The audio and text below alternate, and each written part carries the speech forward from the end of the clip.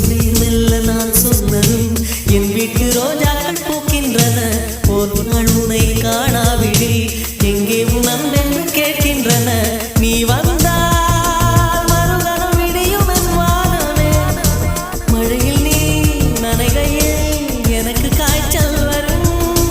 வெயிலில் நீ நடக்கையில் எனக்கு வேலை வரும். உடல்கள் ரெண்டு உணர்வுகள் ஒன்று. ரோஜா ரோஜா ரோஜா ரோஜா ரோஜா